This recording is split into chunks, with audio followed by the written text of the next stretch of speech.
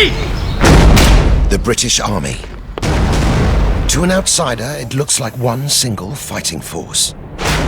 In reality, it's divided into more than 40 independent regiments, each with its own culture and traditions.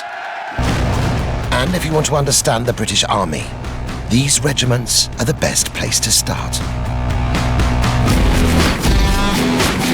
In this program, we meet the regiment who spearheaded the liberation of Europe in World War II. The colonel shouts, "Get in, get in!" And that was when the lid blew off the kettle. They're trained to jump into combat. We class ourselves as the elite of the British Army infantry. I chose it because it was the toughest thing that you could do.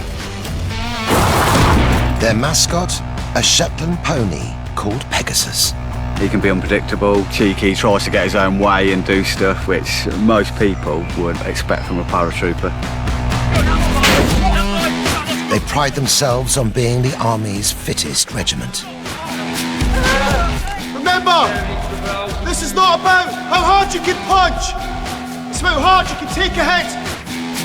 What's the game, fella? This is the British Army's airborne infantry, the Parachute Regiment.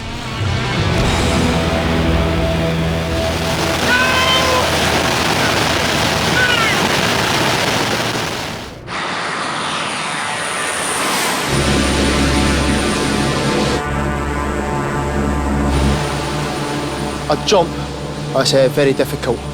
You're strapped with over 120 pounds worth of equipment. That's not including your parachute or your reserve, so you're looking at over 200 pounds.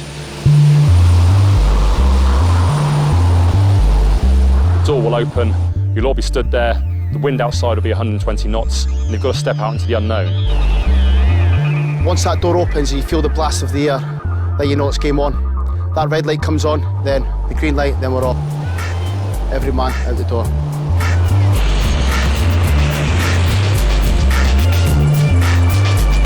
Before you do the jump, the nerves kind of build up, but once you're at that door and you jump out of the plane, then it's a view which you won't see in your car anyway. Once you're in, there's no going back. It is expected that you'll be fighting initially against the odds. You're expecting to encounter the unknown. A parachute has no reverse gear.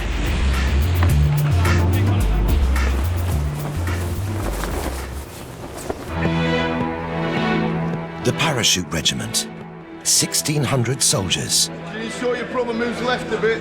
And 128 officers divided into 3 regular battalions. Stand by for rapid! And a 4th made up of Territorial Army Reserves. One para is based in Wales and works with Special Forces on secret operations. 2 and 3 para are based in Colchester. The regiment has built its reputation on rapid deployment with minimal support and equipment. They've recently returned from Afghanistan. Their motto, ready for anything. 20! The regiment prides itself on selecting some of the Army's brightest recruits. At Catterick Garrison in Yorkshire, they must pass one of the Army's toughest selection courses. P Company, short for Pegasus. Less than half will succeed. P Company is the crucible which forms that self-belief that failure is not an option, the firm refusal to give up, ever. Our nickname for other regiments is crap ass. It's been passed on from generation to generation. Because at the end of the day, we know we've handpicked other soldiers, reared them to be the best soldiers within the whole military, to be honest. Number 87, got a case down! Go. The Trainasium. A 60-foot-high aerial assault course designed to test their head for heights. It's been part of their training since the paras were formed nearly 70 years ago.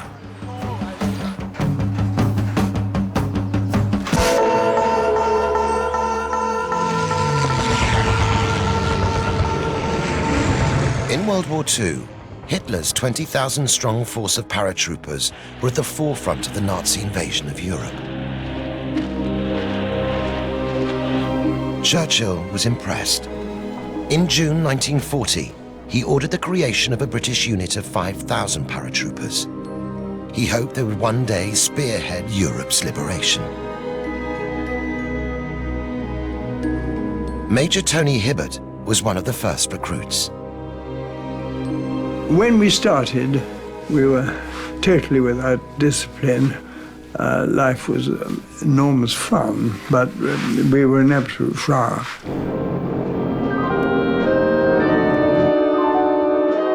For training, they were given 1,000 parachutes and 6 old Whitley bombers. The Whitleys were converted by simply cutting a hole in the floor. You had to jump through a tunnel 6 foot deep, and if you pushed yourself a little bit too far to the front, you caught your nose on the end of the tunnel and you broke your nose. I saw one person very nearly with it cut off, and that was called ringing the bell. The unit was named 11 Special Air Service Battalion. Commanding officer, Lieutenant Colonel Eric Down, set high standards. By God, at the end of the 6 months, the battalion was absolutely unbeatable, and it was entirely discipline and fitness. And he ran them absolutely into the ground. Okay, all arms course, listen in. Event 3 of test week, the log race. The log race simulates the movement forward of ammunition when heavy stores and ammunition are pushed off the back of a plane. Okay, we then have to go and retrieve them as quick as we can. The race is 2 miles and needs to see maximum determination, aggression and motivation throughout. Work hard. Go, go, go!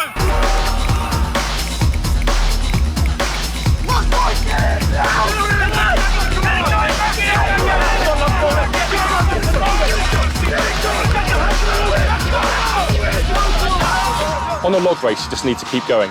The logs start with between 7 to 9 men, and hopefully the logs will finish with a similar number.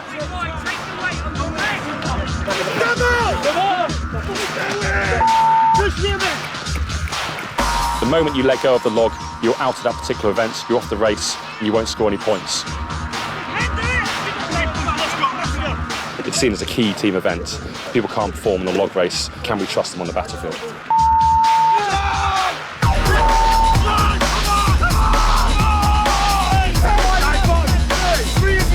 Your arm wants to drop off, your body's telling you to stop. You simply have to tell your mind to shut up, keep going forward. Only one! Keep going! And four! We go, walking! Shut up! Shut up! Shut up!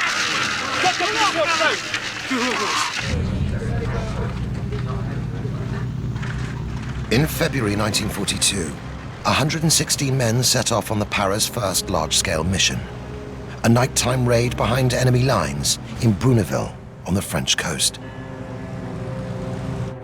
Their objective, to capture a sophisticated new German radar. They parachuted in darkness and quickly captured it. But getting out proved more difficult. They had to fight their way down to the beach to rendezvous with the Royal Navy. By the time the boats came, 2 were dead, 6 were wounded, and 6 missing. This film was shot by the Paras after the war. It's a recreation of their first battle honor.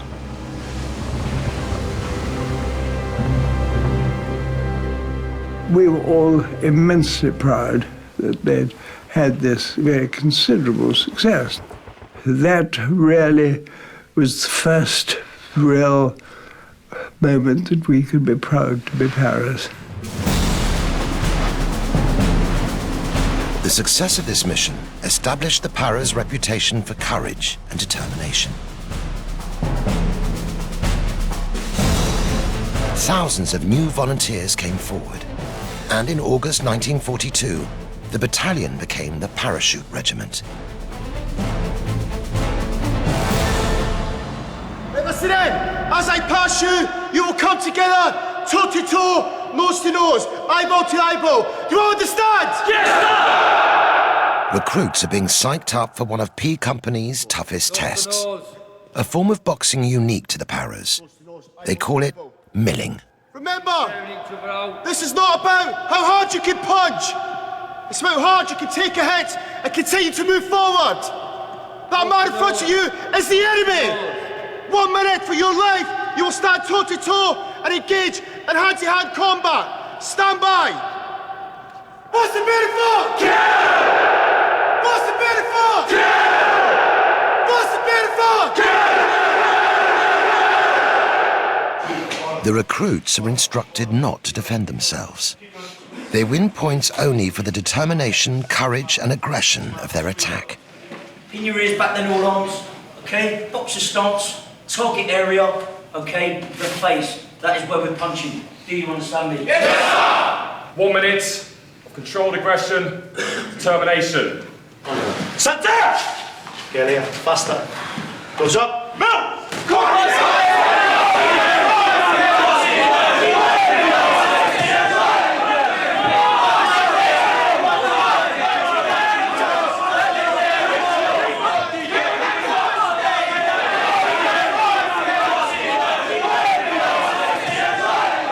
Milling is very much a test of individual courage, simulating the situation where someone is required to look out of an aircraft door at night and throw themselves on order into the unknown. You have to suppress your natural fears, have the confidence in your own ability, the determination and, frankly, the courage to do what's required of you.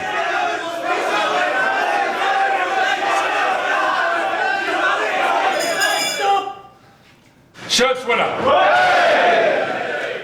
Someone can't have their head up and look where the enemy is. They're frankly no use to us on the battlefield. So it's exactly the same in the milling room.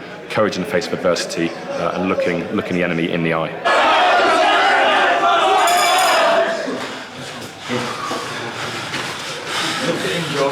Well, for you two, draw!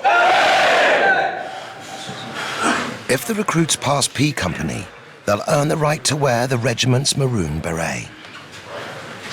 Well, so what we're going to do now is I'm going to teach you how to shape your berry should you be successful. Before the final day, they learn how to shape their berets, even though some will never get the chance to wear them.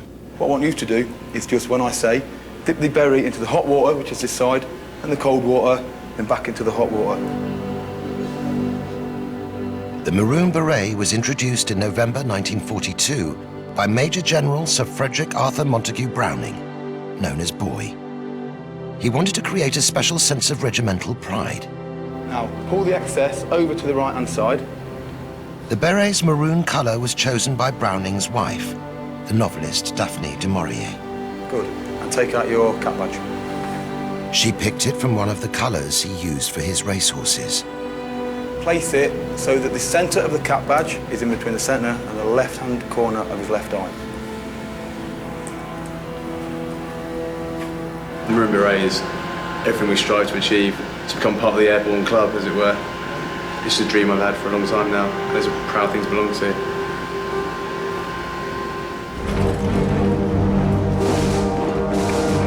In 1944, the Paras spearheaded the liberation of occupied Europe. D-Day. They were part of a newly created division, the 6th Airborne.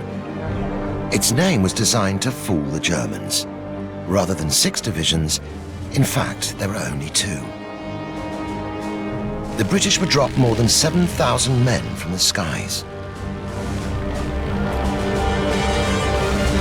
The men sling their explosives and weapons around them, get into their parachutes and inflame. With their equipment and camouflaged faces, look like some strange creatures from another world. The paratroopers were to land behind enemy lines in Normandy. Their role was to attack and hold bridges and artillery positions to prevent the Germans from attacking Allied forces as they landed on the beaches. This is Private Banovich of the 3rd Battalion Parachute Regiment, and today he's dressed in what a paratrooper would have worn during the Second World War. Round his neck he has a Ceylonese scarf. When the air resupply came in, they would actually link these together to form some kind of flag to attract the aircraft so they could drop the supplies onto you down below in the ground. Back in World War II, there was no reserve parachute if the canopy failed to open. Okay, requires a bit of a heave to get it to fit. Okay, obviously going into action, you had to carry his equipment. And the way we do this is, we pack all the equipment itself in the leg bag. It's fitted on the right leg, and then this system here will close around his leg. You've got hand grenades, mines, gammon bombs, extra ammunition, etc., whatever's needed for the task in hand. Weighing up sometimes up to 80 to 100 pounds of equipment in this bag. The parachutist rifle placed over the paratrooper's head. When he jumped, he would bring the weapon round and he would hold the actual weapon system close to his chest. It's very hot, it's very uncomfortable, very tight round the waist. Not comfortable kit at all, to be honest with you.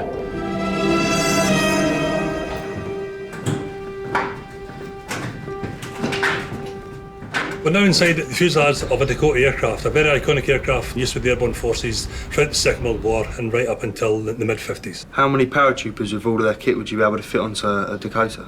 Okay, and its present configuration, it would take about 28 men all up. Normally slightly less than that, but 28 maximum. How long would it actually take for the 28 blokes to actually get out of the plane? I'd say about 20 seconds and less. 28 blokes fully kitted, you're going to feel pretty sick. And you know, there was planes catching fire, you'd be looking out the windows, seeing other planes going down, and you've got to keep your head strong and be a paratrooper and jump out the door. In the small hours of the 6th of June, the parachute regiment took off. 19-year-old Jock Moody was on his first mission. Going over, once it had crossed the French coast and you get ready to stand up and hook up, you think to how did I get, what am I doing here, you know? What have I got myself into? And it's then the sooner you can get out, the better, you know. 1 minute, 30 seconds. Red light, green light, and out, out. Get on, get out, get out. Out into the air over France. One of the Para's objectives was to capture and destroy a heavily defended German gun battery near the village of Merville. The mission was meticulously planned by 29-year-old Lieutenant Colonel Terence Otway. For a month, he trained 750 men to cross a minefield and knock out the battery's guns.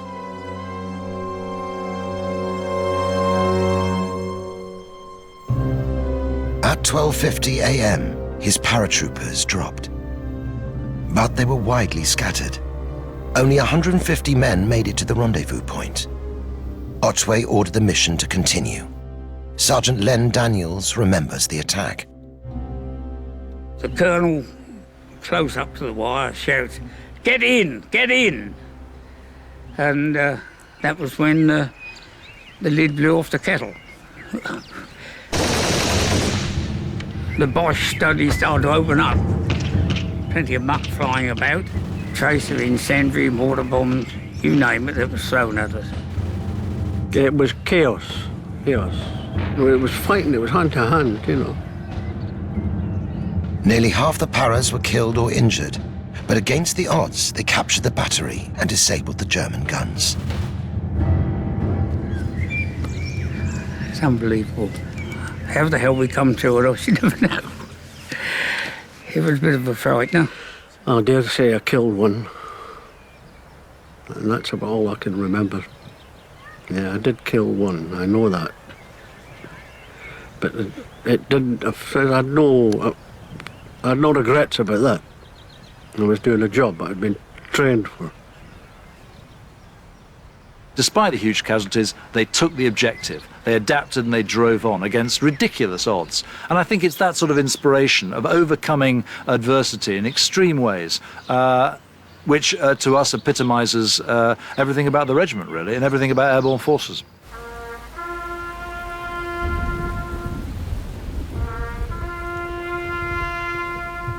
D-Day came at a price.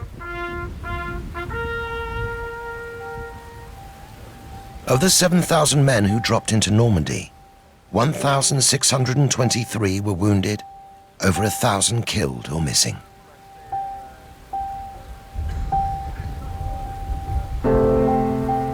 When I come back here, I'm very, very proud proud. I come back and pay my respects to a lot of young men like myself who weren't lucky enough to come back.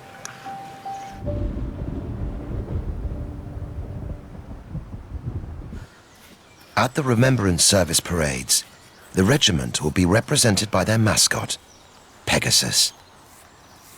Shetlands, for the size, are the strongest of all horse breeds. They're sort of short, stocky, which most people would expect from a paratrooper. He can be unpredictable, he's cheeky, he tries to get his own way and do stuff, which you could also say a lot of the blokes do as well.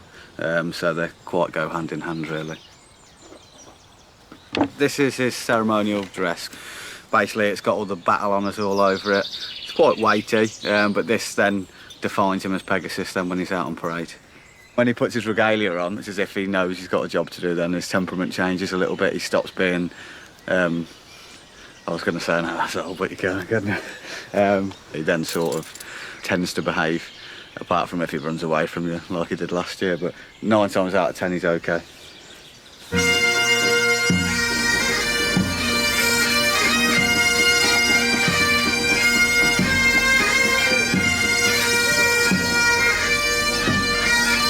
In the months after D-Day, the Paras continued the fight to liberate Europe. Field Marshal Montgomery came up with a plan to bring the war to an end by Christmas. 30,000 Allied troops would be deployed to capture 7 bridges behind enemy lines in Holland. This would pave the way for Allied tanks to roll into Germany. On September the 17th, 10,000 British soldiers from the 1st Airborne took off. Their mission? To take and hold a road bridge over the Rhine at Arnhem. The Paras would later reenact the events of that day in the film Theirs is the Glory, a mixture of drama and documentary. It shows how the Paras captured the north end of the bridge. They then found themselves surrounded by 2 heavily armoured German panzer divisions. Everybody expected it to be a doddle, but those people who'd been in action before knew different. When the Germans' backs were up against the wall, they are pretty resilient. Everybody thought the Germans were on the run, but they can turn on a sixpence, and they did. People were being cut down left, right and centre. There was bodies lying all over the place. The 1st Battalion had virtually run out of ammunition.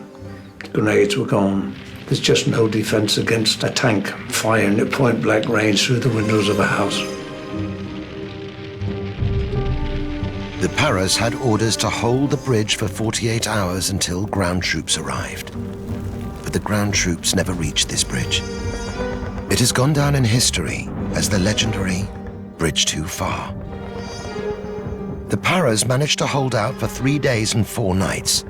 Then their ammunition ran out, and they were overwhelmed by the Germans. As we got smaller and smaller, we left people who must be dead and dying in the bits that we had to get out of. Yes, it was not the happiest day of my life. No, it was bad.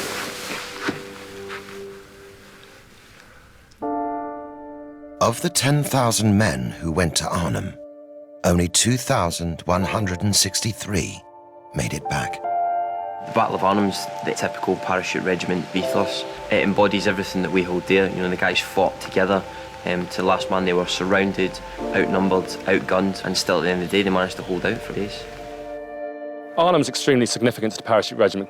They were jumping into the relative unknown in terms of enemy positions and where they were, and they kept taking the fight forward to the enemy with both aggression, motivation and determination, which are the 3 qualities we aspire to have today.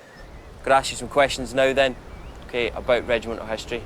Learning regimental history is an essential part of being a modern paratrooper.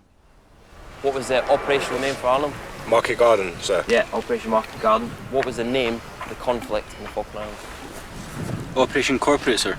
Exactly. The history does motivate you when you're on tour. because we've got a reputation to live up to. The things that have gone before us, the people that have gone before us, and the things that they've accomplished against great odds, and it does really get the guys G'd up and ready to go. Get listening. Stand down. Hey!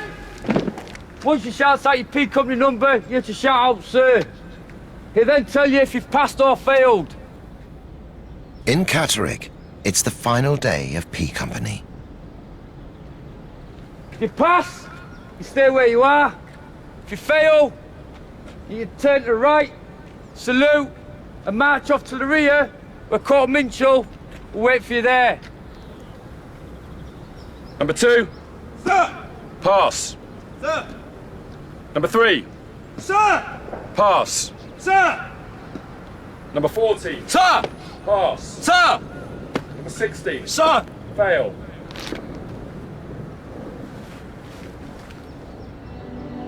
"105 started, 59 passed." Member, congratulations. Thanks, okay. Well done. There you go. Thank you, sir. Mr. Radcliffe, congratulations. Thank you, sir. Welcome officially to the Parachute Regiment. Thank you very much indeed. Nat, well done. Well done. Okay, congratulations. When I put the beret on, it was total relief, pride. You can feel adrenaline pumping through your body. It's something that you've wanted for such a long time. Right now, I honestly feel the best I've ever felt. It's the proudest moment of my life, having just come off the beret parade and received the Maroon Beret. Now we are actually part of the Parachute Regiment and we can wear the Maroon Beret with pride. Up, high, up, high, up, high, up, high, up, high. Since World War II, the Paras have been one of the most active regiments in the British Army. From Suez to the Falkland Islands, from Kosovo to Sierra Leone, they've been deployed in nearly every British military conflict.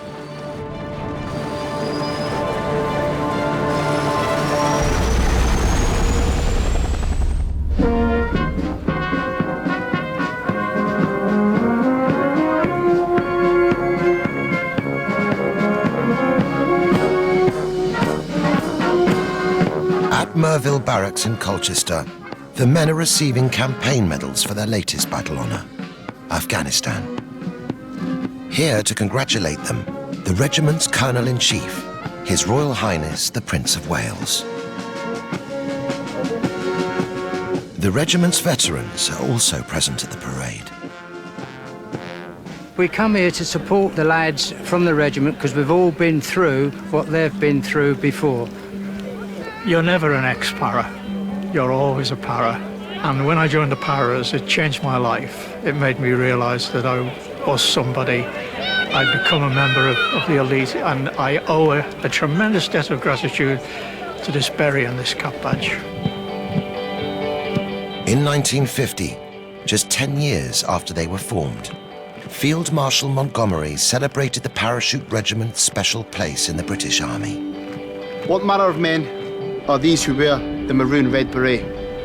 They are firstly all volunteers and are then toughened by hard physical training. They have jumped from the air, and by doing so have conquered fear. They've shown themselves to be as tenacious and determined in defence as they are courageous in attack. They are, in fact, men apart. Every man an emperor.